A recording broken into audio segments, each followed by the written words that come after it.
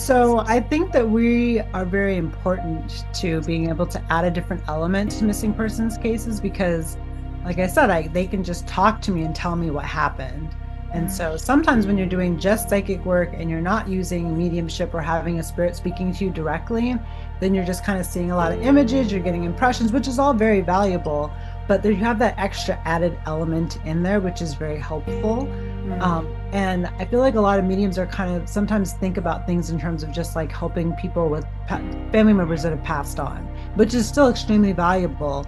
But I feel like there's more of us that are needed to start kind of looking into this. And a lot of times when I mention it to people that I know that have the same abilities or similar ones, they say, "Oh, I never thought of that." And like, "Oh, I should probably look into that. I should start working on that." And like, so it's not like there's not an interest there. But it's not for everybody because there's a lot of people who only want to deal with love and light type of things, and Yeah. that's not really me because I see both sides, and that in order to have darkness, you have light. So, and the other way around. So, but I feel like there's a lot of value of being able to go into the dark situations and come help things come to a close.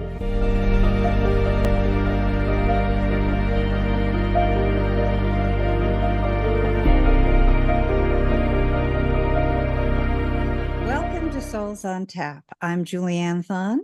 And I'm Jennifer Cross. Today on our show, we'd like to welcome Zinnia Claire, who, through telepathic communication, bridges the realms between the living and the spirit world. Her mediumship allows her to receive messages from departed loved ones as well as cherished animals who have gone to the other side. Welcome, Zinnia. Thank you.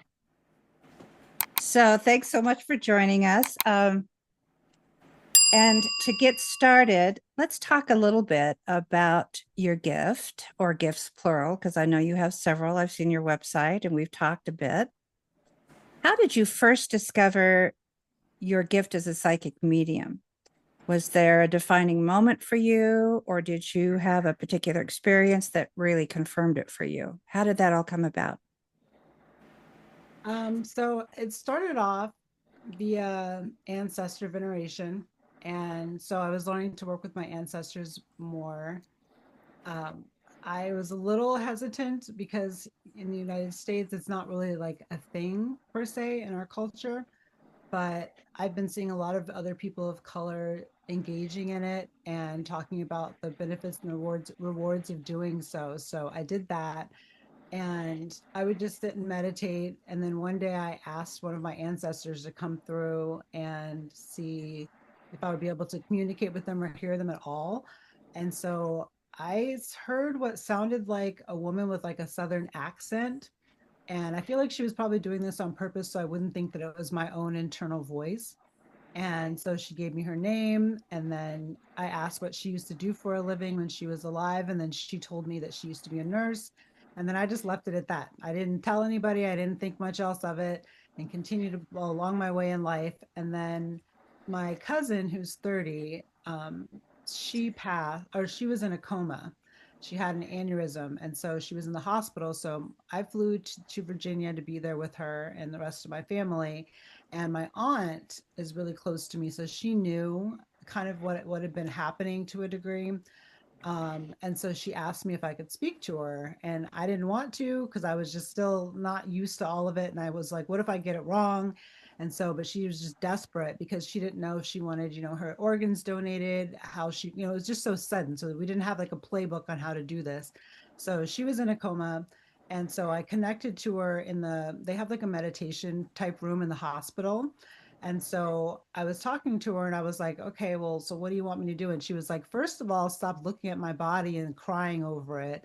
And so I was like, what? We were. And so she's like, I haven't been in there for a long time. And I was like, you know what? That actually makes sense because she had visited all of us. She knocked my sweater off the hook back in Washington. And then and then a few other my relatives were saying something, the other things had happened like that in the days previous to us going there. So that actually made sense. And so, she told me like how she wanted to be handled and that she didn't have it on her card that she wanted to be an organ donor. So my aunt was actually considering doing it. And I was really anxious about that because I was like, it wasn't on her card. And so she said, but do you see how happy it's making my mom to be able to at least make Hmm. some have something good come out of this. So I was like, okay, so I told all this info to my aunt, and I was still expecting them to be like, you're crazy. But like even her brother, who's a pharmacist, took it seriously and was like so relieved, and they were so happy that she was okay, and that that she wasn't in pain anymore, and it was okay for us to make the decision to kind of pull the plug. Sure. So that kind of started it all. And then I went on Reddit and was like, because I looked around, I was like, I'm called a medium. And I was like, okay. And then I started watching Tyler Henry, and I started copying his scribbling thing. And I was like, well, Oh, let's try this on somebody. And so then I went on Reddit and I found someone that wanted to speak to some family members, but I didn't have her tell me who. So I was like, we'll just see who comes through. So then the night before I was drawing around and then trying to communicate. And I was like, well, who wants to talk to her tomorrow? And then someone named Brian came through. And then they were giving me some details. And so I was like, okay. And then, like, right before I was really anxious, I was like, let's just try drawing something. So I was like, draw through me. And so he drew like a mountain and drew like a person on the top of the mountain, and then wrote at so had me write at the top of the paper, fell off mountain. So when I saw this, I was like, I know that's not how you pass. I was like, this is not going to go well. And I was like, no. So when I got on the call, I was really anxious and nervous. And I was like, I'm going to look crazy. And then I asked her, I was like, well, who do you want to talk to? And she was like, my dad and my mom. And I was like, okay, well, what are their names? And she said, Brian and I can't remember her mother's name, but I was like, so I sat there and I started tearing up. Luckily, we weren't on video, and I was like in shock. And I was like, I've been talking to somebody named Brian, and she was like, what? And I was just like sitting there like in chills. And I was like, okay, well, we just kept going. I didn't know how to do mediumship or anything, so I was just passing messages and stuff. And then he was sending me these images and visuals, and I was like, I didn't even think I could do that. So it was just this completely life-changing moment. And then bless you. Excuse And me. then we bless got you. off and then we got off the call, and I forgot to send her the picture. And so since it actually went well, I was like, fine, I'll show it to her and she might not think I'm crazy. So I showed Excuse it to me. her, and then she was like, oh my God, how did you know? And I was like, no, what? And she was like, I fell off a mountain a year ago and nobody knew. And she was like, there's no way you could have known that. She's like, that means my dad was there. And I was like, wow. So that was pretty much what started it all. And it's been a very insane journey like ever since then. Wow, that's intense. That is really intense. And I guess I'm happy for you that your family and the people around you were being supportive because you needed those affirmations.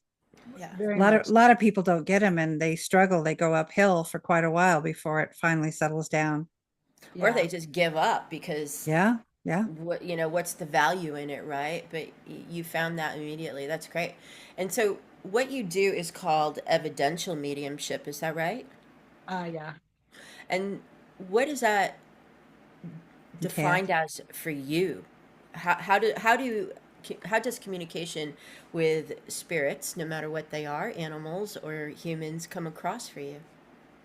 What I think is really cool about all of this is that it's all evidential. And so like when it comes to it's basically confirming that you are properly connected. So that I couldn't have gotten this information any other way. And Mm. so typically with evidential mediumship, you don't even move on with giving messages until you've confirmed to the person that you're working with that you're actually speaking to who it is that they want to speak to. So you've got to get through the pieces of evidence first. And then once they're like, okay, yes, like they keep giving you all these yeses, like, yes, okay, this, you wouldn't have known that. Yes. Then I'll move on to giving the actual messages, because there are mediums who will give messages and there's no proof as to who or what they're actually speaking to. And so it's kind of evidential is good for both of us.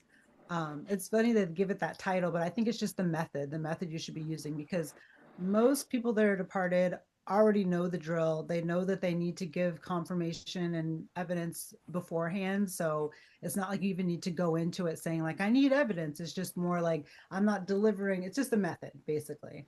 But it works the same with like psychic work too.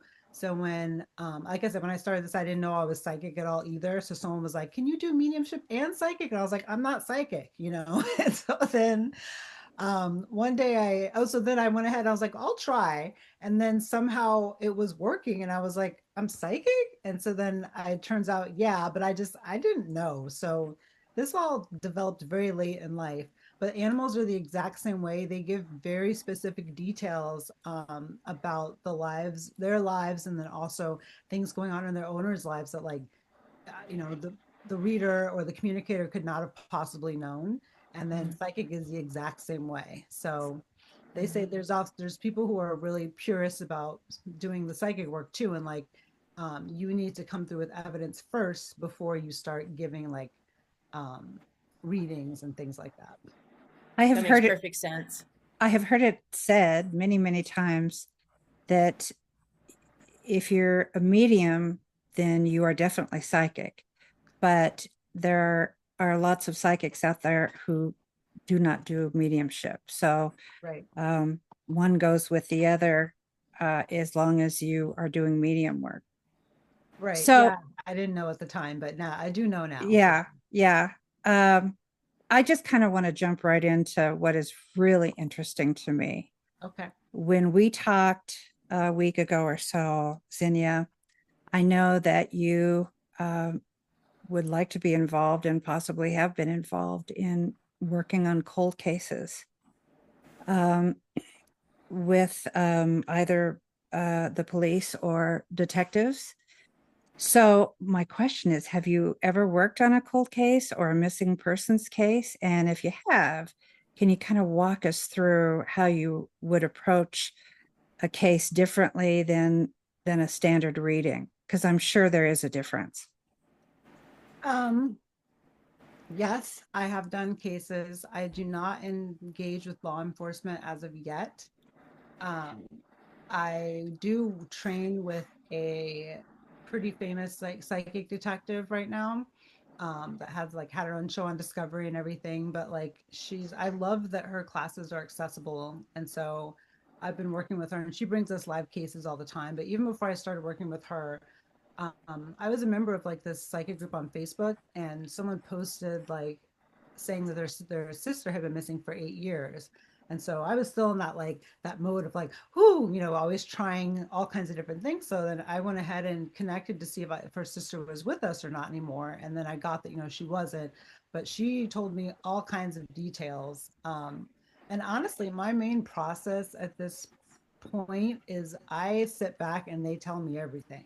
So you just have to be willing to hear and be a clear channel for the information, and they tell you everything that they want you to know. So like she showed me the color of the car, she showed me the kind of car, she showed me there's more than one person involved, what they look like, gave me some names, was very specific. The only tricky part was that her body was located near water, and so that's like that's why I started actually training and working on remote viewing and things like that, because telling me that you're in water near a church is somewhat helpful, but I just needed it to be more specific.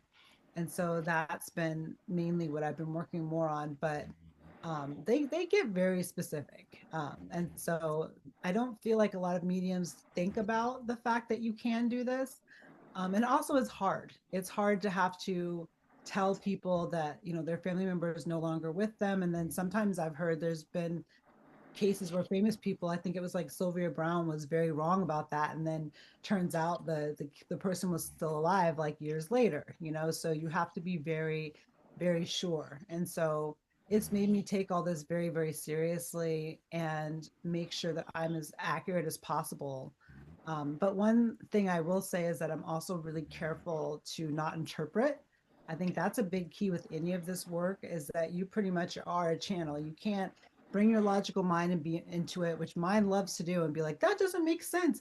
I've learned it doesn't matter. Like, write it down no matter what. Don't try to turn it into a story.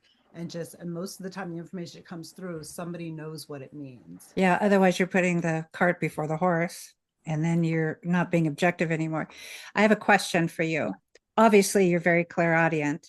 Yes. Are you also clairvoyant? In other words, when they're giving you this information, can you see the scene? Like, for example, if something happened in the depth of the woods somewhere, Yeah. would you be able to see uh, what happened? And in some cases, maybe how the crime took place?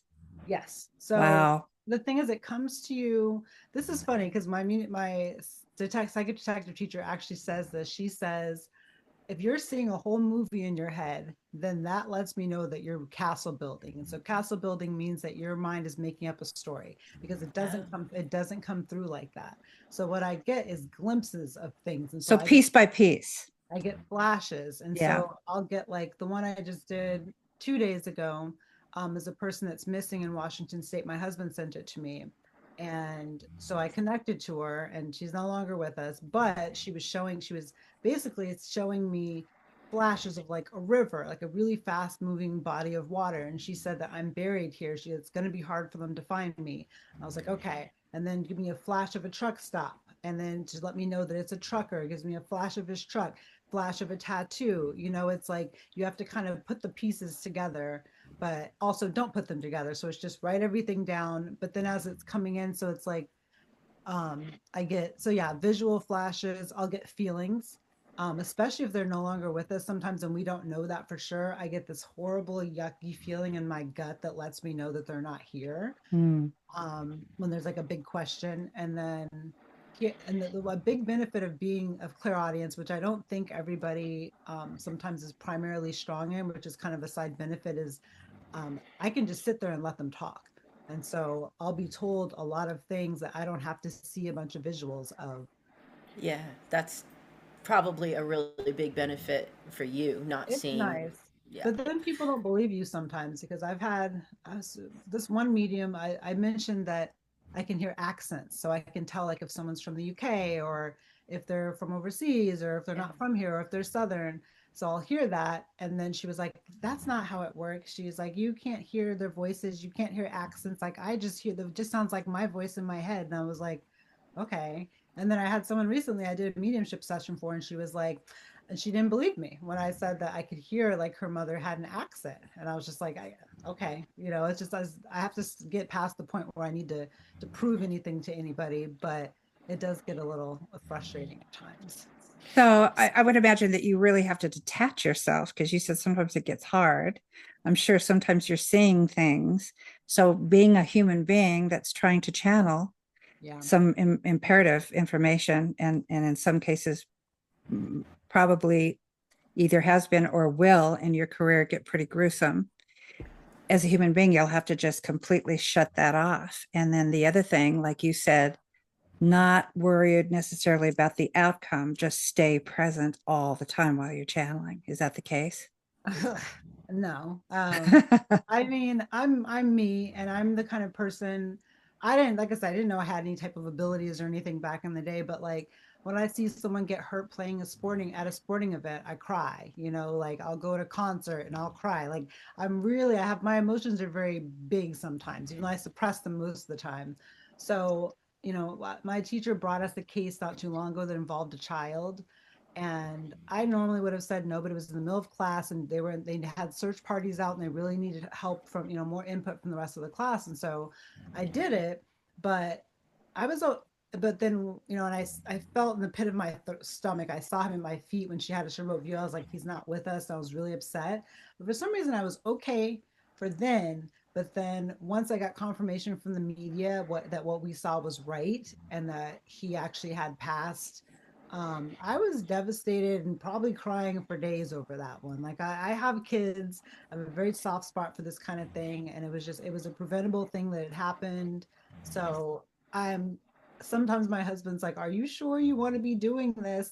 Because I do need my therapist. I do have a hard time with it sometimes, and I can't think of one that I've done recently for a family that did not make me sad, to be honest. Do you think Yeah. that makes you a better medium? I don't know. It's just me, it's just how I've always been. But then there's other times where I can be very detached from it. The one I just did a couple days ago when I went, was talking to the family, I had to stop myself because I was like, this is not like a science project. Like this is a real person and they might not know that they've passed because I mentioned like, yeah, I've been talking to her, and they were like, you were talking to her? And then I had to stop myself and be like, oh, like you don't know that she's Yeah. not here anymore, And so then I had to backtrack and apologize, and they're like, no, we Yeah. actually know she's not here.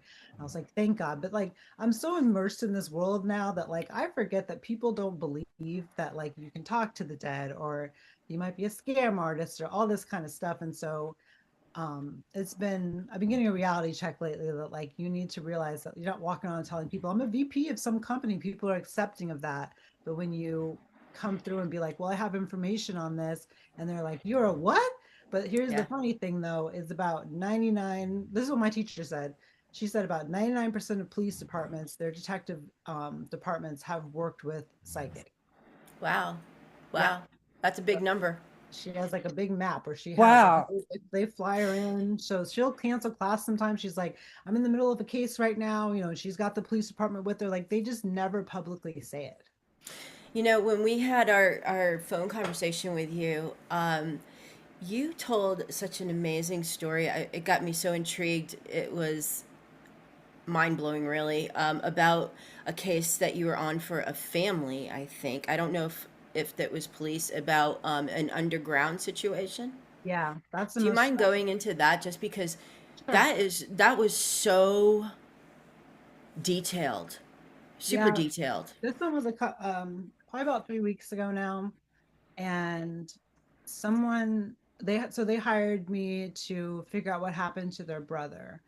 And so she sent me, so I said, just send me a photo. And before she even sent me the photo and had booked the appointment, he was right here. And I was like, oh no. I was like, he's not here. And I was like, I have to figure out how to tell them that.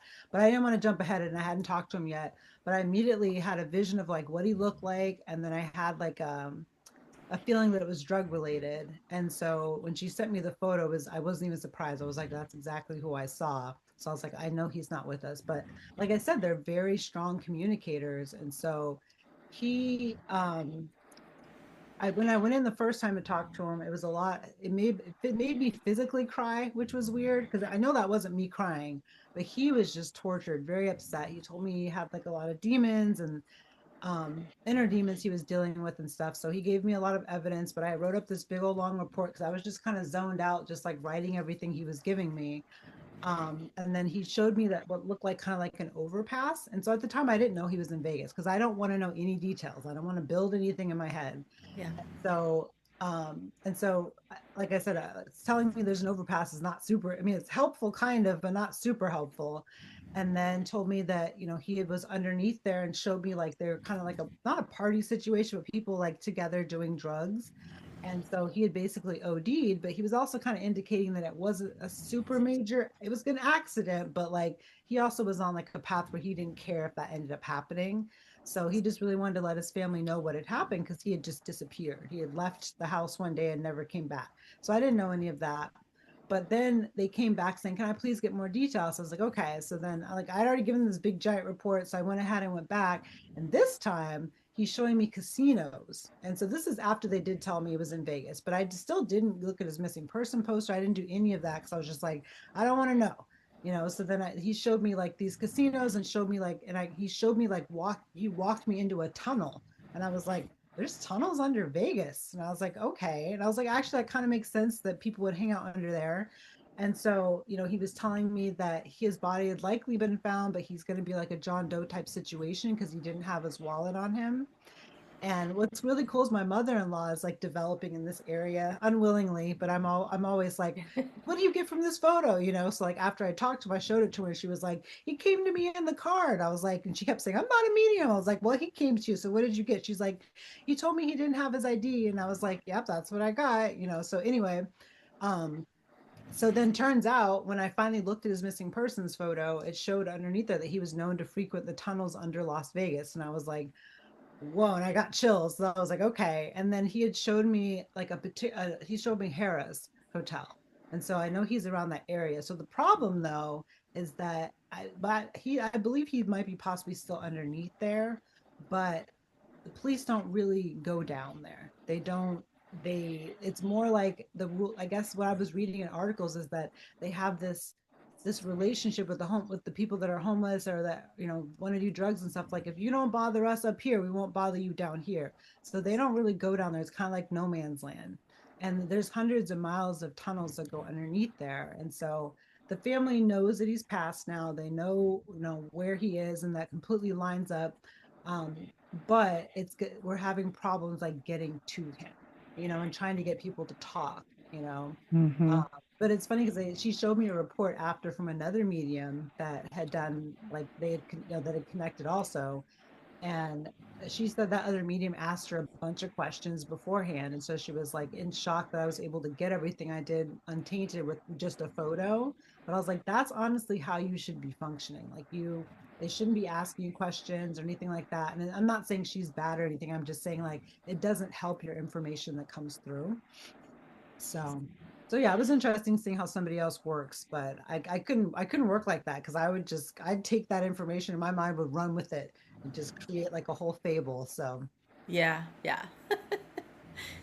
The ego. Yeah. It wants to get in there, doesn't it? it Well, really does. and you mentioned Sylvia Brown, Yeah. and another remote viewer that we all probably know, that's on YouTube, has quite a presence on YouTube. She did uh, a channeling of Sylvia Brown, and one of the things that Sylvia said, and take this with a grain of salt, right, is that she really got tied up in her earthly ego. That the older she got, instead of like some of us, hopefully the older you get, the wiser you become, and the less ego is an issue. In her case, apparently, it worked the opposite way. And she said that was one of the reasons why, for example, she sort of miscalculated that person's life, told the family that she was dead. She just got to the point where the caring had sort of taken back seat a little bit. She was more interested in what was happening with her on this earthly journey. And so I see your personality and I see sort of I don't see colors when I see auras, but I see vibrations. And you have a type of vibration about you that it just seems to me that it's very, very sincere, very authentic, and that as your life continues to grow and you become better and better at what you do, there's a softness about you, intelligence, but a softness about you that's going to keep that ego at bay. So, for what that's worth, Thank you you. heard it first here. Yeah, I mean, I'm not going to pretend like I don't have my ego try to sneak in because it definitely does. So that's actually when I meditate, is I watch my thoughts and let it do its thing and just kind of stay separate. And because I can see like how it could totally take you and go like certain directions. Mm-hmm. So yes, I'm definitely in danger like everyone else, but I don't disagree because I wonder sometimes like if I am too soft for this world, to be honest, because I feel like I care a little too much sometimes. So, welcome, fellow light worker. Yeah. That's a common denominator that we all Okay. share. That's Very, very awesome. much so. We empaths have to learn to cool it, Yeah. you know? If people think I swear to God, I go to not swear to God, but I go to a concert and someone I was really excited to see and I just bust out in tears. And I'm like, what is wrong with you? Like, stop it. That's great. That's great. Well, I remember my husband is very much like you. And on occasion, he'll come home. He's a teacher. He'll come home and he'll tell me a story about maybe his sixth or seventh grade student. And he just gets tears in his eyes when he's talking to me. And I think that is, frankly, a wonderful attribute, a great quality to have as a human being. Absolutely. Thank Yeah, you. I think it's going to enhance your natural abilities that you're exploring right now. Well, I realized the one I've been hired on going it's going to be my third missing persons thing now, even though I constantly am doing it. But the first one we ever did, she came to me and then gave me the photo and she was like, it's all over TikTok, it's famous and blah blah blah. And I was like, I don't want to know. So I just looked at her picture and then the girl like showed me exactly what the person looked like, told me that it was a love interest of hers, like a previous one. So it was like an ex that had done it and then showed me like where she was. And so I told this to the family and they said the next day they messaged me and was like, we found her. And so like Yeah, so it was like a major success story, and then like it turns out it was all over the media and TikTok and stuff. I just didn't know because they were all the way on the other side of the country. They're in Pennsylvania, Uh-huh. but her twin sister had been suspecting it was the woman's husband, that they weren't together anymore, and they had already looked on that property, but the way like we had like described it and everything made them go back and take like another look. So it does. I think the missing persons thing I think is fascinating, and it's really cool, and it's like solving a puzzle, but it can also be really sad and horrifying also. So I try to balance things out. So like I'll do mix of animal, mix of mediumship, just keep things light to a degree and not make my whole life about doing missing persons. And I wonder, you mentioned that you can also communicate with animals. Mhm. Do people find you and ask you to communicate or search for their beloved furry friends? Yeah. Yeah, I mean, the cool thing about all of this is what I've learned about mediumship is that it's not just for the dead. It's you can communicate with anything with spirit, right? And so live, departed, like I've learned you can communicate even with like plants, just very strange things. But yeah, a couple weekends ago I did a really interesting session with a cat that had had like tail pull issue. So where its tail was separated from its spine. Oh And my so, gosh. yeah, so the mom, Ow. I know. Ow. So the mom Oh, was I'm just, feeling that. Ow, yeah. ow, ow. So mom was doing everything she could to keep her, to try and figure out how to like save her. But the vet was like, "You're probably gonna have to take her down." Put her down. But it was to the point where someone would come over and squeeze the urine out a couple times a day, and Kitty wasn't liking it. And so when I talked to the cat, so it's the same thing as like talking to the part. That was the weird thing I was weirded out by, is somehow it's translated into words in my mind, and they have their own separate voices, and you can tell when they're energetic. Like it's really beautiful and really cool, but like very strange. But this kitty was like, I hate it and I need her to stop. And so Kitty gave me all kinds of evidence to let mom know that I was talking to her. And then finally was like, get me a new body. So that's another thing I didn't know was a thing, was that like they swap in and out of bodies. They stay with their owners through sometimes multiple lifetimes. But in this life, say your animal passes, it's very likely they come back to you as another pet that you decide to bring into your life. And if not, they still stay with you in spirit. Like they're So like, that So kind of gives interesting. credence to the nine lives thing. oh, it's funny because one someone that Jen and I know in common actually had a cat not too long ago that they had lost and couldn't find. And that was the funniest cat, because that cat, like, his personality was hilarious, but he I was like met that cat. cold. So he was making jokes Yeah. about. So one of the Yeah. things I had written is he goes, nine lives, is what he Yeah. says, like in reference to all the scrapes that he'd had. But that cat also was like, I'm not here anymore, but just tell him to go get another cat. And like it just they make it sound so simple, and you're like, what? But like he went and did it and literally was like, oh, I know this is him. And Yeah. so it's just like it's just so strange. I So didn't I realize. just have to ask, getting like going way back to Dolores Cannon and several other more contemporary and modern day individuals, are these like walk-ins in the human world, only sort of for the animal world? Kind of, yeah. I mean, but the thing is like, yeah, because I mean, the cat he got wasn't like a fresh, brand new baby. So pretty Wow. much, Very cool. Very it's cool. it really sets you free. Because like my mother-in-law is extremely attached to her animals, and then her sister was too, just very distraught when they had to put like some of their animal friends down. So when I connect, like they were like, I'm coming back, just get another one. And I keep hearing that. So I hate to be the one that's like the grim reaper of cats and be like, oh, just put them down.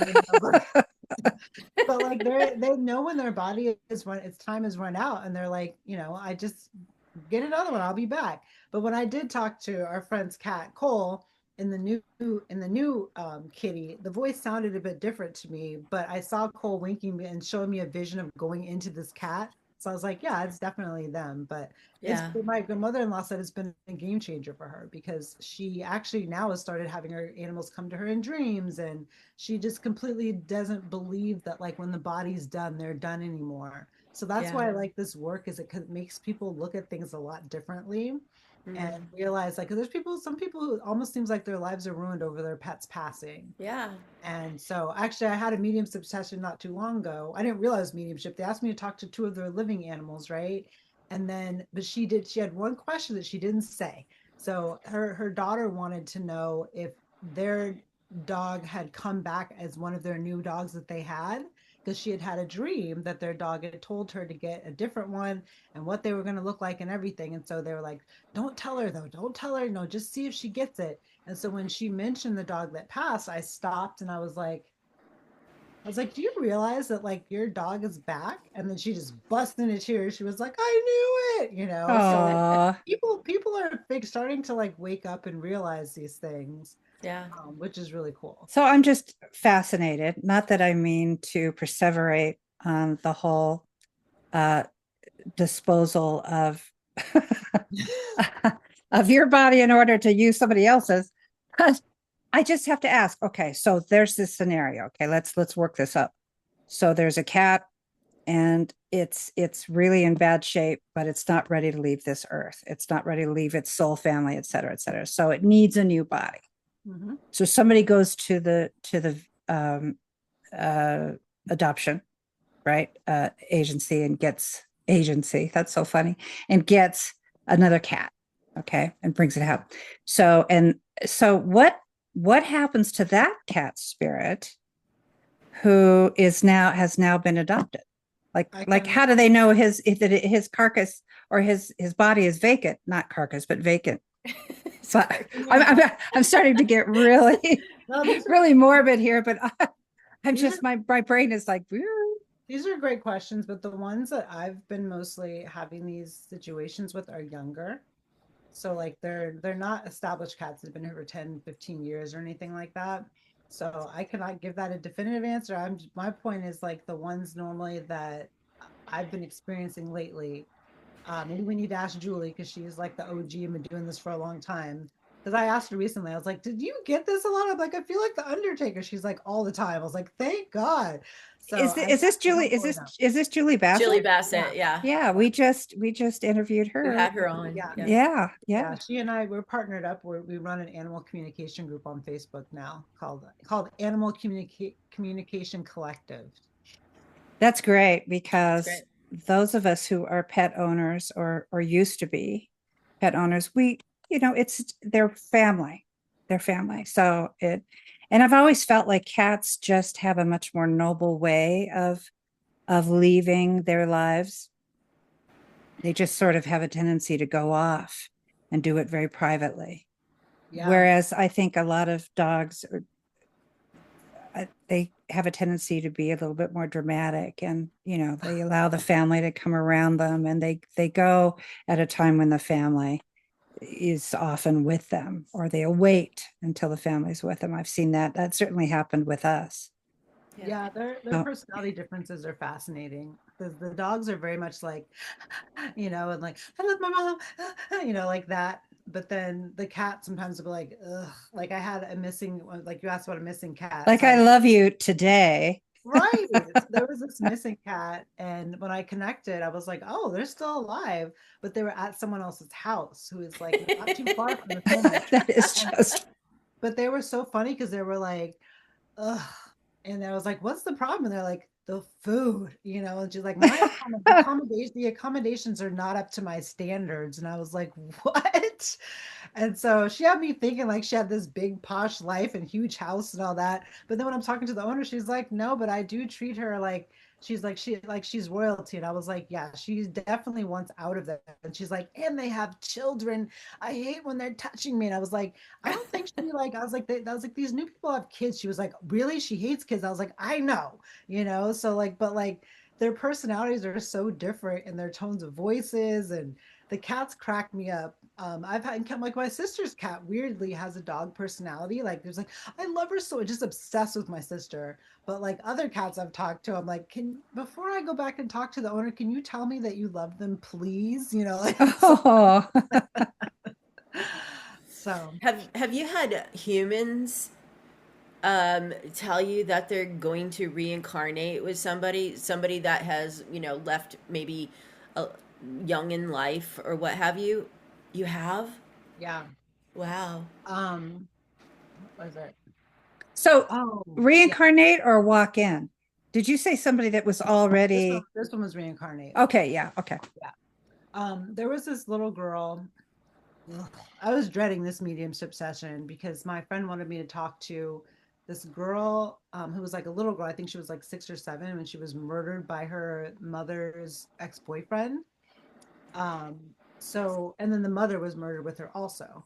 And Oh. so I was dreading it because I was already tearing up. I was like, I don't want to do it, but I was like, I'll do it because I love you, but geez, like I just have a hard time with the kid stuff. So then when I was talking to her, the girl just had this like very mischievous, like just beautiful personality. But then there was a new little boy that was born in their family, and I'm getting chills. And then she told me, she was like, I'm back. And I was like, what? That's another weird thing, is you can still talk to them as their previous selves, even if they're back and reincarnated.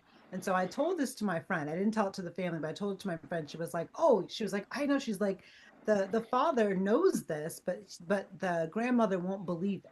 And I was like, "Okay." But yeah, it definitely, I've been told it definitely happens. So it makes, I guess that makes sense in that your oversoul or or the soul or your higher self, whatever you want to refer to it as, it remains consistent. It's always growing, but it remains consistent regardless of the vehicle it chooses. So when I have seen other individuals who do what you do, when I've watched them on YouTube, they always go to the individual's higher self. And in those cases, sometimes they'll get people who have. They ask, "Have you reincarnated?" And That's a sometimes good yes, question. sometimes no. That's But not the question my if friend you wanted. have, what's your life like now? Yeah, And they will explain it. But they still have the ability to go to all of their past lives, etc., which again validates also what Jen and I do with our hypnosis. yeah. We're dealing with the oversoul all the time. Well, that's funny because some of my favorite readings to do, loved ones, I mean, I'm very good at them, but they're not like my absolute favorite. Like, does he love me, is he coming back, and not that I'm judging. I used to do those too. I mean, I used to go to people and ask those questions, but you just feel bad, and then I have to be like, no, he doesn't, and like people don't like that kind of stuff. But I've been doing a lot of higher self channeling for people, and those are incredible because they'll tell me, like, say you have a really strong father wound, and then I'll see that like your father used to like do some level of abuse to you. But basically the whole point is that they tell me these things so that you can take action upon facing them and working on getting it healed, because they tell me like, oh, this is blocking you from progressing, and so I basically, everyone that I've done these for so far, and I could tell too, they're just beautiful experiences.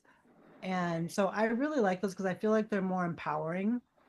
And so yeah, working with the higher self, like thumbs up. I'm very, very, very much enjoy those.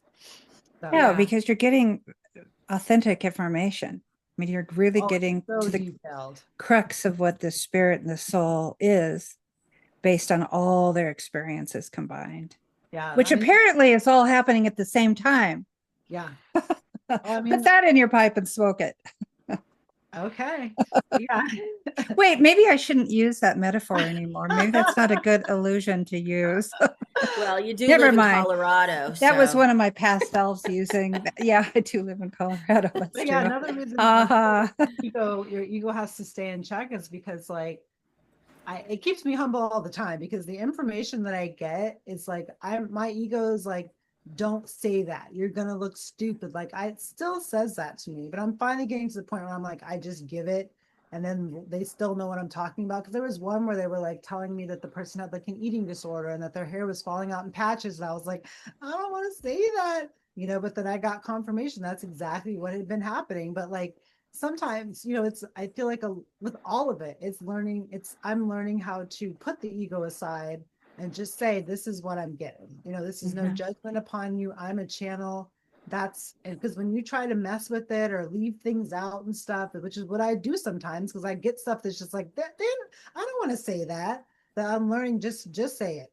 So yeah. it's definitely humbled the heck out of me.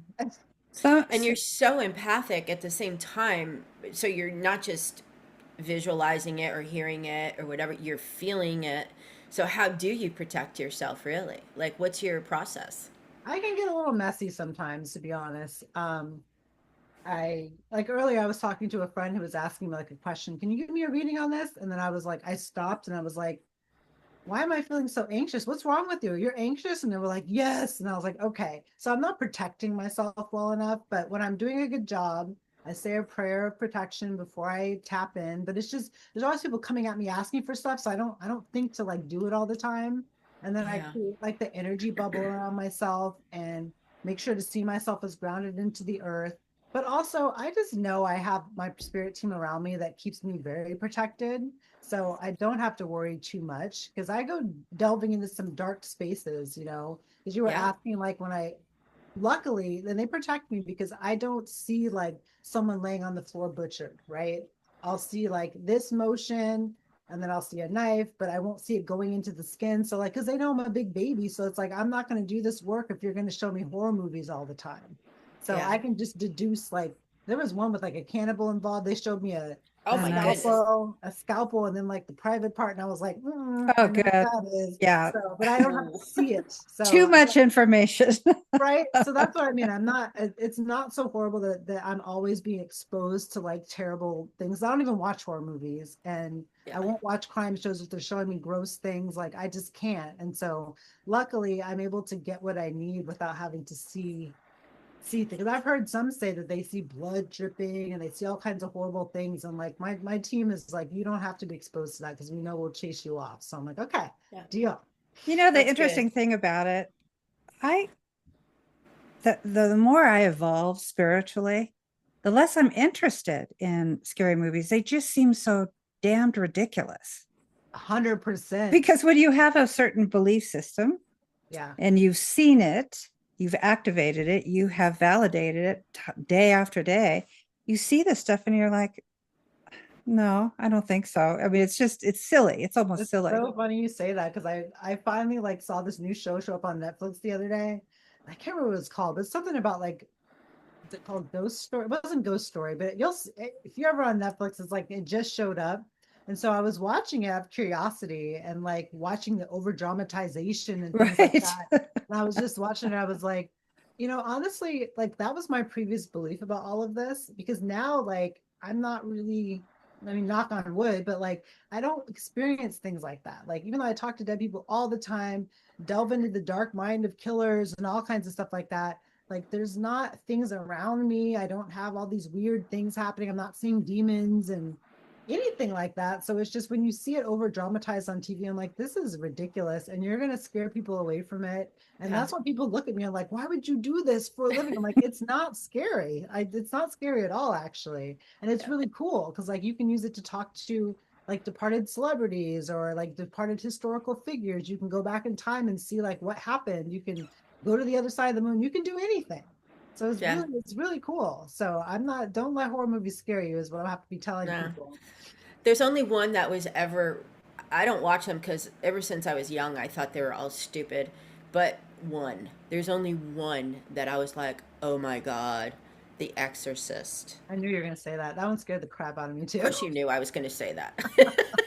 Well, no, it's the same for me. The supernatural ones horrify me, and that one scared the goodness gracious out of me. Yeah, I read the Yeah. book first and then went and saw the movie. And rare, it's pretty rare for the movie to scare you more than the novel if it's really well written. But Yeah. boy, the movie just scared me just as bad. It was Yeah. just really a my God. And another one that kind of got me too back in the day was The Omen, the original one with Yeah, Gregory Peck. That was another one that kind of got me. yeah. So but yeah, now I would just like Sixth Sense, when I saw that movie back in the day, I was like, oh, wow, what a twist at the end. Now I'd probably have the whole thing figured out. So why bother? Well, that's the thing is they make it seem to you like the people that are coming to him are on these bloody states and all that kind of like they don't come to you like that actually. So Unless they thank need to, goodness. unless there's something they need to show Unless you. they're trying to show you, but even then, like I don't see that. But like I said, everyone's different. Everyone Well, you has set boundaries, though, right? I have majorly good boundaries. Like, Yeah. you know how some mediums are like, I see your uncle on your left side and your aunt on that side. And like, I purposely am shut down in normal life because I want to feel like a normal person. So, I mean, I get things like one time, one time I had a chicken, like a chicken pop in my head one time when I was going to go look at a house. And I was like, why am I seeing a chicken? You know, and then I get there and there was like an old chicken house, like a chicken coop because I was like, oh, they had, I was like, did the chickens die here? And they were like, yeah. And I was like, okay. So I just quietly walked away, because the chicken showed up. But like normally, I don't want to know things like that because I'll see someone at the grocery store and I can tell just by looking at him, I was like, he's about to steal something. Like I Oh don't want to, no. I don't want to be that tapped in. Yeah. Well, that would be really distracting if you just needed to go in and get some cream. It was. So I can tell when I don't have my boundaries, right? Is when things like that start coming in. So then that I'm like, okay, get it together. But I'm very good with keeping the house cleansed. I smudge with frankincense every day. My house is very clear and I feel like my spirit team looks out for me. So yeah, my boundaries are almost a little too strong sometimes, I think. I wanted Can to you? ask, go Go ahead, ahead. Jennifer. Oh, well, I was going to say, you just spurred this question in me when you said I could tell that somebody was going to steal. Can you tell when somebody's going to pass across the veil? Not yet. No. Okay. But like I said, I'm so weird in public that like I don't really try to tune into people. And so I don't. I can tell sometimes with animals though. Oh, okay. I think it's like I said, there's a lot of information I don't want to know. And so unless like I'm being hired to do it now, I don't purposely try to figure things out. If it comes to me, cool, but no, I don't think I've really had that. Not yet. Okay. All right. Other people So, like that though, just not me. yeah, I wouldn't, I don't, I agree with you. I think that would be something that would be a little tough to deal with. You'd really have to detach yourself if you were allowed yourself to see that kind of a thing. Um, Especially if it was in your own family.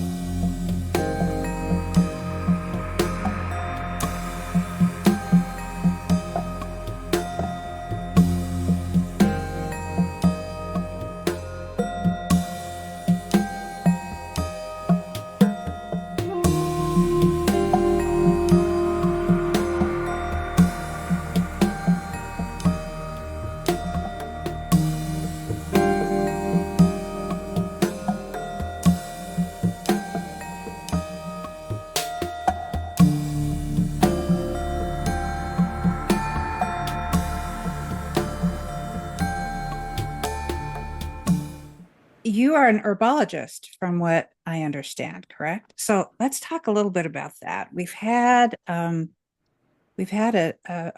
alchemist on before, but never an herbologist. So I'm just dying to hear about that. What can you tell us about herbology and how it works? Um, I mean, plants are just absolutely beautiful. They're beautiful beings. Yeah, so my kids came into the world having major allergies, and so the doctors wanted us to have them on steroids until they got older. And but I would watch the effect the steroids would have, and Oh, like I wasn't yeah. feeling it. So then one time I went to a woman, she was a medical doctor. She was like an OBGYN, but she is from Asia. But so she's also what do they call that? Or not Oriental medicine. Is that right? Naturopathic? No, so Asian, they call it Asian medicine or whatever. Okay. So some basically yes. So what she do is you go in there, and so she let me bring the two girls, tell them all their symptoms. She went in the back and like put together all these herbs. I have no idea what they were, blended them into a tea, and was like, their asthma will be gone in 3 weeks. And I was like, what? There's no way, right? And so I gave it to them. It was disgusting. They hated it, but they learned how to shoot it with orange juice, and they did that every day for 3 weeks. Dramatic difference, Wow. zero side Yeah. effect. But it Are, just are you thinking of Chinese medicine, by the way? Chinese medicine. I didn't want to say Oriental because I was like, we're not supposed to say Yeah, that. no, we're not supposed to say that anymore. Yeah, exactly. So yes, Chinese medicine. But like it's legit. It's not like we make it sound like, it's not, there's nothing to it. But like it's ancient wisdom. And it was incredible and changed the way I look at things because they don't treat things on like a symptom type of basis. She was like, I'm going to fortify their immune systems. And she really helped them. And so that got me thinking. And so I felt weird about having them on medication because even as an adult, or I just never really take it. I'm not into it. Yeah. And so my grandma, like I said, she's from the other side, has been giving me different herbs and things to use for certain issues. And then I just kind of started this journey of getting really, really into it.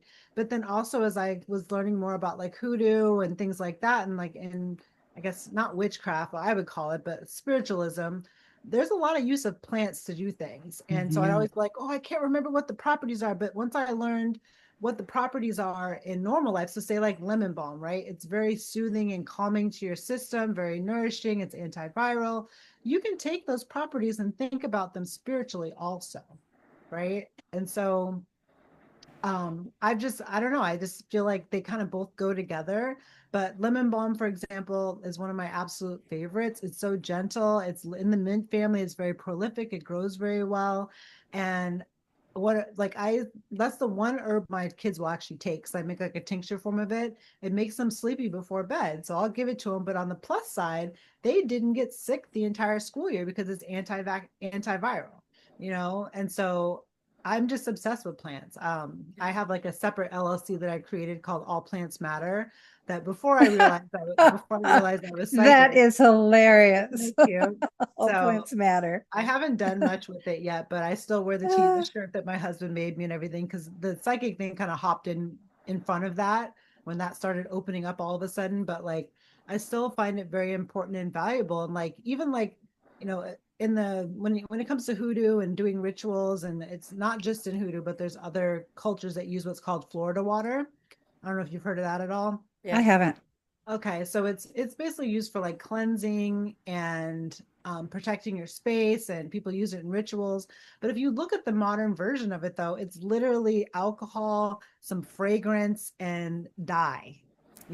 But like true Florida water is made from a bunch of herbs. And so, Hmm. like, I've started making like a room clearing spray because, like, when I go to hotels, there's all kinds of like energy in there, and then you can't smudge with smoke. So I made a cleansing spray that's just literally witch hazel and a bunch of really protective essential oils. And you spray that baby in there, and that's your way you can do energy clearing. So Yeah. I've just been kind of thinking of creative ways to kind of come up with products that are helpful to people that aren't full of junk, basically. So Yeah. Yeah. do you grow these plants yourself? Yeah, actually, not all of them. I source a lot of them from Mountain Rose Herbs, which is a company out of Oregon, but they just opened a place in Seattle too. So I'm a huge fangirl of them and the way they try to ethically source things. But like my lemon balm batch that I just made the other day, which smells beautiful, I made out of lemon balm like in our yard.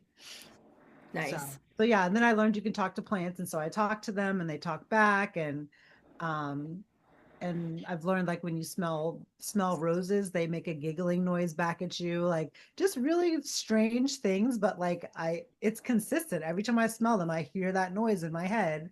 And I've had confirmation because my mother-in-law will send me pictures of trees, and then she'll be like, "What do you get from this tree?" So I talked to one tree one time that she sent me, and it was like, "I'm sick," and it sounded like a little boy. It was so cute. Oh. And then it said, she gave me energy healing and told me I was beautiful. And I was like, "Did you tell the plant?" I was like, "Did you tell that tree that it was beautiful and give it energy healing?" And she was like, "I did."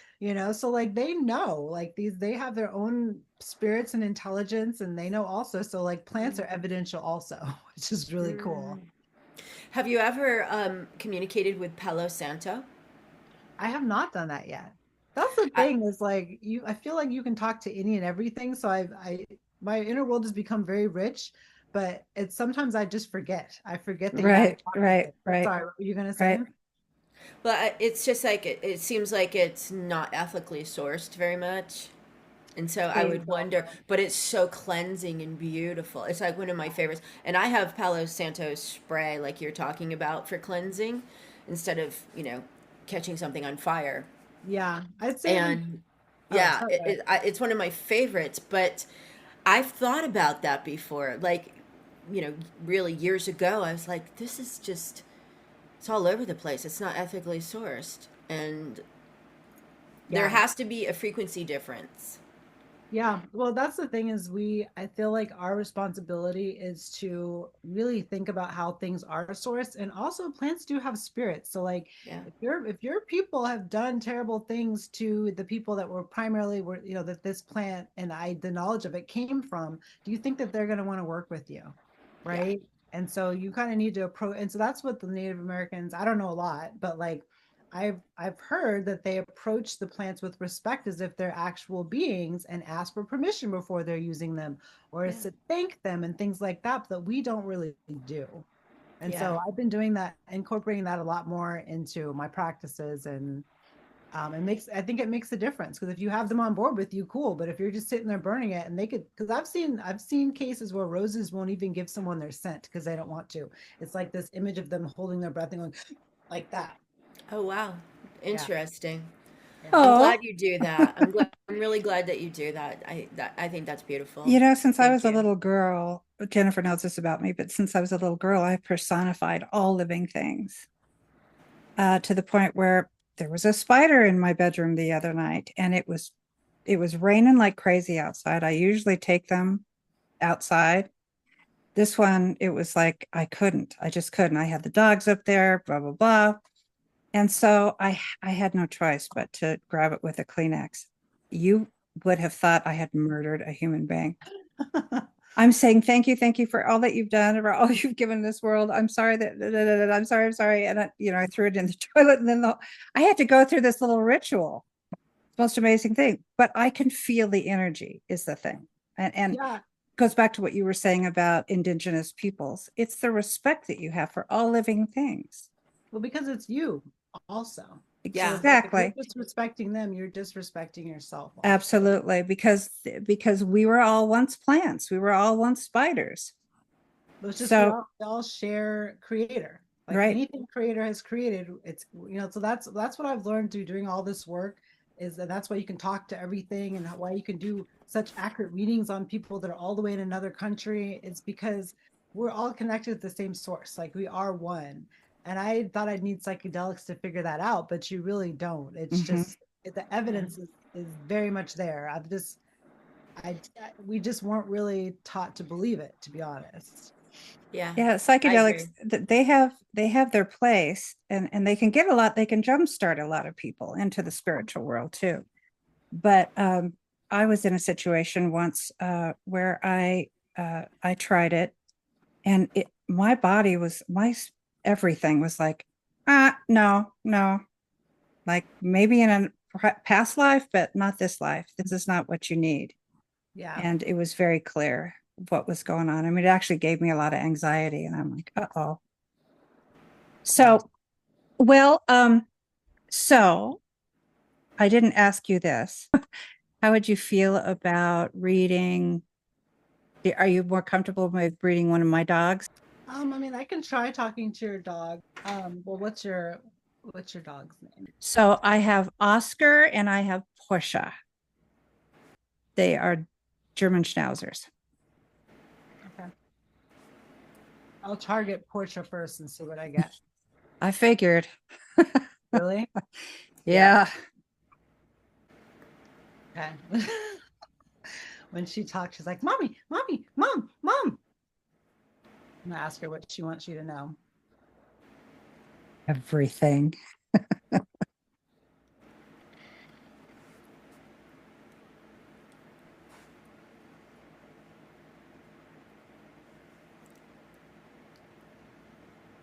Okay.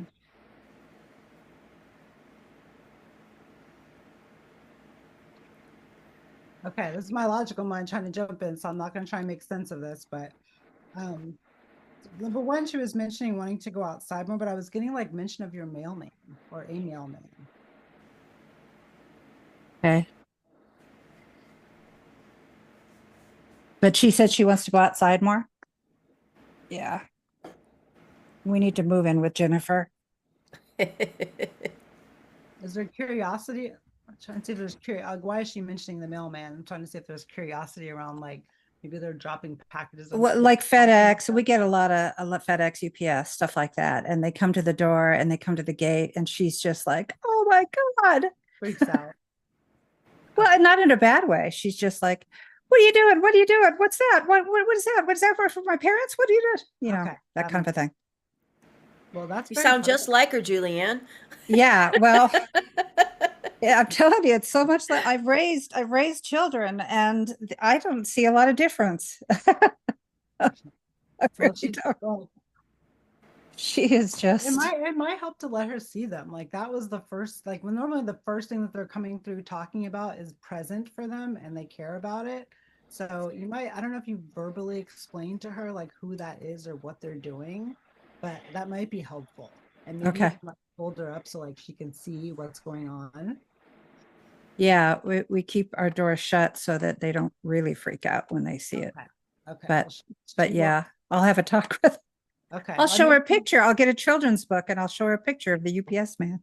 well, I mean, she must know it's a mailman unless Spirit's like translating it for me. But like, that's the first word I got written down.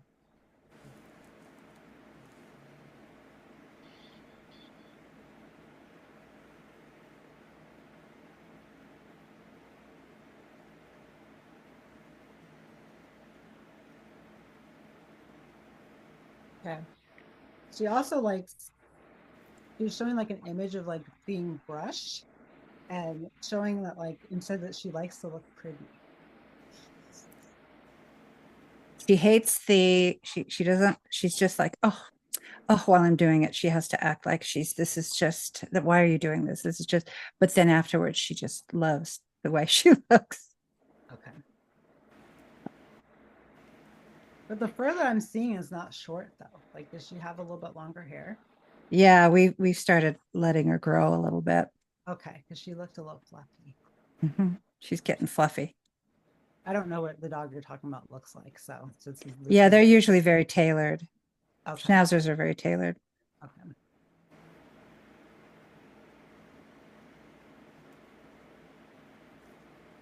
Hmm.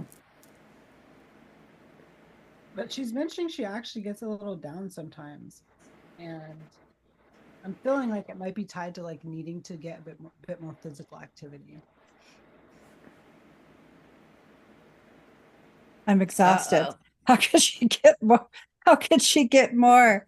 She is so just on it.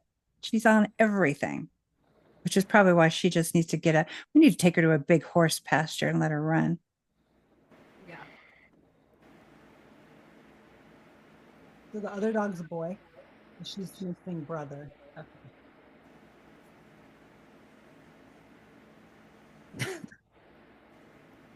Okay. She seems to think you're her favorite, or she's your favorite. She said, "Tell mom I love her and that I'm her favorite."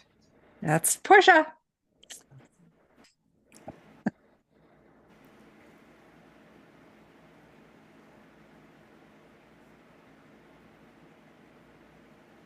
Okay.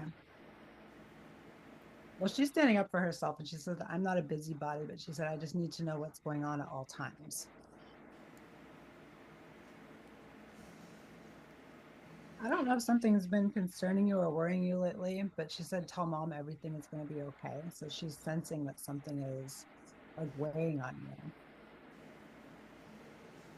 Um, in general or regarding them? Let me ask. No, she's saying it's more specific to you. Yeah. Hmm. And so, but she's saying that she almost like takes responsibility for lifting your mood. She does. She makes you get in the moment and she demands everything. She just said she makes it all about her. She said he does it by She making it does. all about It's her. all about her. And Okay. I don't know if you saw this at all, but she just gives her little brother hell all the time. Like, I didn't dig into the brother thing yet because it launched into saying that she protects you. She said, I'm her protector." very And said, protective.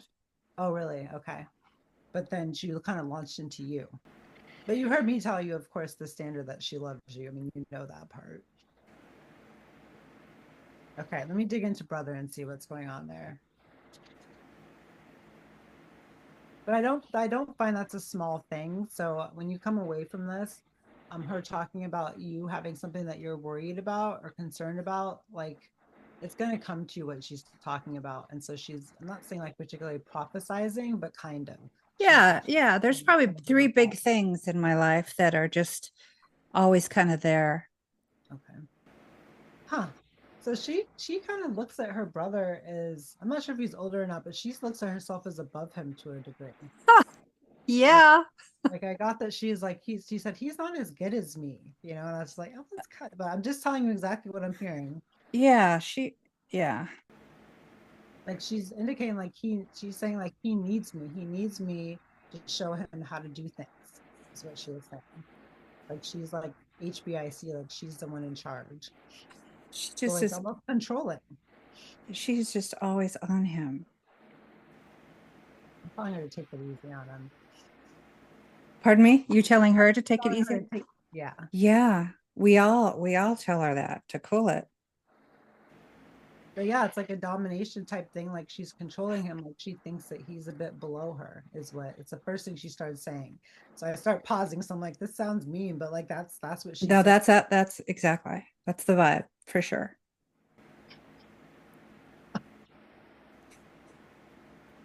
I told you. She's just so feisty. Just Yeah, okay, fine. That's what she said to me. she said what? Okay, fine. That type of thing. Yeah, she's all attitude, you know. Like She's talking to my just 7-year-old. yeah.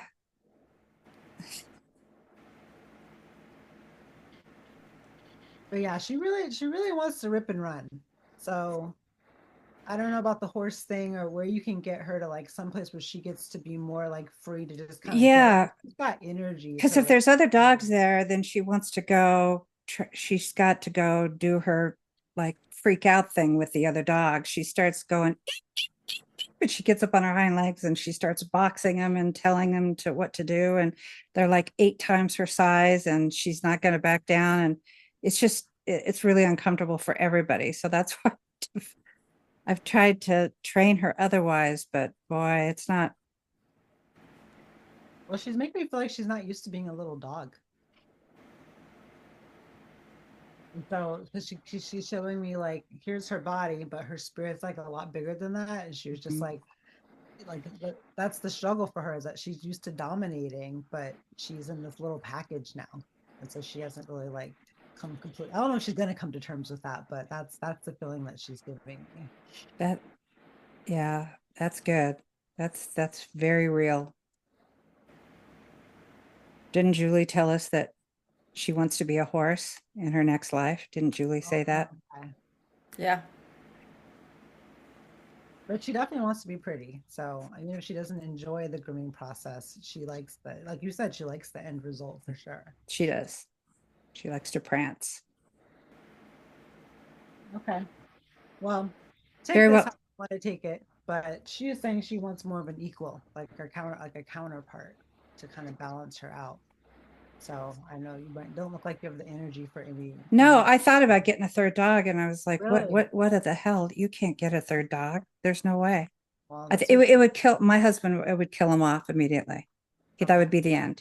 He would just die before, as we were buying the dog, he would die right there. That'd be Okay. the end of my husband. She's asking for it, so I'm just Yeah, the well, child. I can't control it. thank you. Thank you. You did great. That was really good. That was Very so good. That was specific. very interesting and right on. I mean, just you got her. You got her. And see, notice how you're like, well, now I'll get into Oscar, but see, she didn't let you, did she? She's like, I, no, me.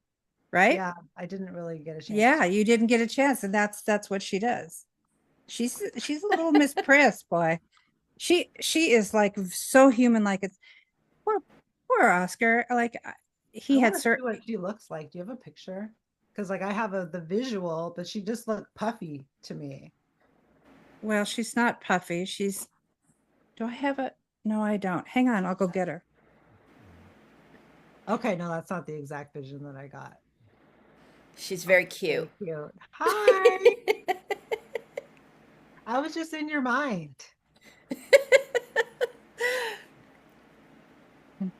You want to be a horse? That makes sense then, because the energy looked huge around her, and then she showed herself Oh, looking wait, tiny. I can't hear you now. Hang on. Can you see? That is Zinnia.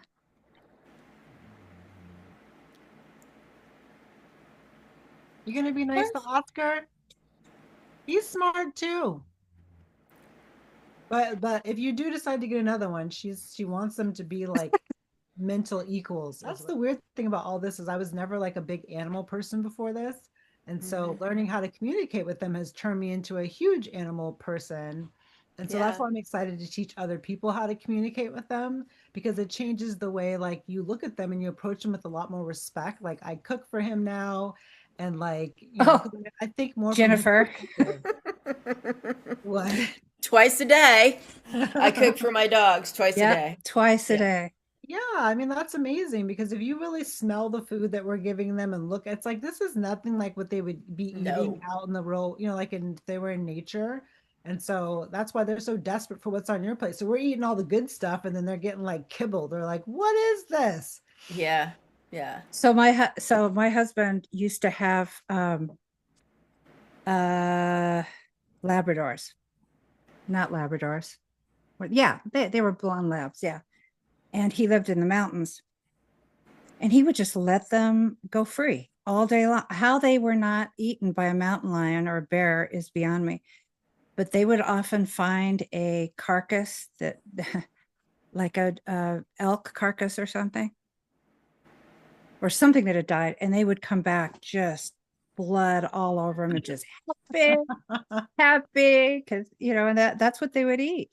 And he Yeah. would often give them raw meat and stuff, and I'm just like, oh, Well, that's that's the terrible. How uncivilized. That's the thing is we try to like civilize them and make them fit what we want. So like cats trapped inside the house. So I'll talk to someone's cat and then they'll be like, I want to go outside. And then the owner's like, no, it's not safe for them. But I'm like, they don't look at it that way. They're like, if I pass, I pass, but like I need to live. Yeah. So like it's really kind of changed the way I see them. When my kids ask for pets and stuff, I'm like, mm-mm. She's like, I want a fish. I'm like, no, I don't want a fish in a little tiny bowl. Like, I'm not gonna. So then she was like, well, I'll go sit in Roomba's cage. That's my dog's name for like a couple hours and see what he feels like. So she sat Oh, in his cage for like 10 minutes and was done. And I was like, see, like you don't want to do this. So yeah, they've completely opened things up and changed the way I look at things. Yeah. well, okay. Yep. So, do you want to ask your question, Jennifer? Sure. So, our last question today will be looking forward, how do you see the role of psychic mediums in helping with unresolved cases?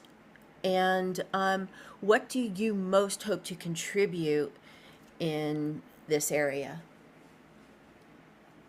Um, So I think that we are very important to being able to add a different element to missing persons cases because, like I said, they can just talk to me and tell me what happened. And so sometimes when you're doing just psychic work and you're not using mediumship or having a spirit speaking to you directly, then you're just kind of seeing a lot of images, you're getting impressions, which is all very valuable. But there you have that extra added element in there, which is very helpful. Mm, And I feel like a lot of mediums are kind of sometimes think about things in terms of just like helping people with family members that have passed on, which is still extremely valuable. But I feel like there's more of us that are needed to start kind of looking into this. And a lot of times when I mention it to people that I know that have the same abilities or similar ones, they say, "Oh, I never thought of that." And like, "Oh, I should probably look into that. I should start working on that." And like, so it's not like there's not an interest there, but it's not for everybody because there's a lot of people who only want to deal with love and light type of things, and yeah.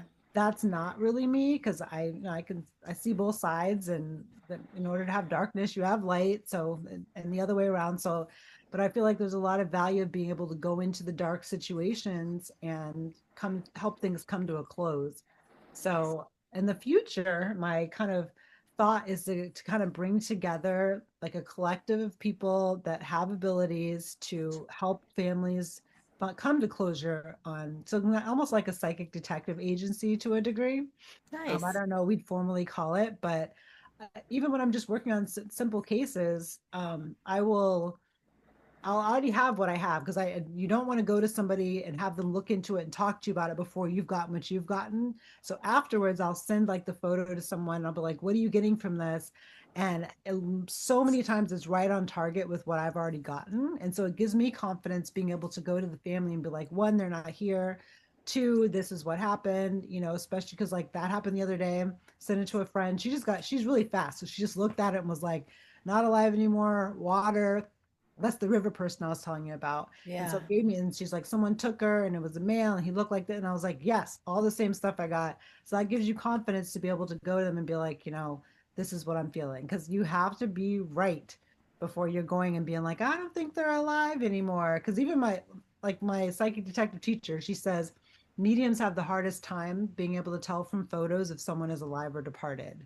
Oh, And when we're in class and we practice all the time, it is challenging because spirit feels doesn't feel that different to me whether it's alive or past. Like you can talk to someone's, higher self or their spirit, you can talk to someone's like departed spirit. So that's what she says. And so she's totally right. But luckily when it really matters and it's an active, like real case, I can tell right away. mm. But but yeah, I just feel like developing in this area is really important and really helpful to there's so many, especially for people of color. So I will say this is my main objective is going to be helping people of color because there's a lot of people of color that are missing and you don't see posters for them, you don't hear about it, there's no specials on TV about it, they don't cover it on the news. And so I think they need people that look like them that actually want to give them a voice and care to work on those particular cases. So that's what part of why I'm developing and becoming as good as I possibly can to be of value in that space. I love that. And I love your idea. Thank you. Yeah, I think it's great. Yeah. Thank you. So Yeah. thank you so much, Zinnia, for being here. It's been so much fun. That has been fun. We've had a great time, and wish you the very best. I urge all of our viewers to go to her website, which I will put down in the description and also have in the little square under Zinnia's beautiful face. Hmm. So thank you to all of you out there who have tuned into Souls on Tap. And if you enjoyed today's episode, please like, subscribe, and hit that notification bell. We would also love for you to share any thoughts that you have about today's episode and add any type of other healing modalities that you'd like us to showcase. Hmm. Because remember, we are here for you.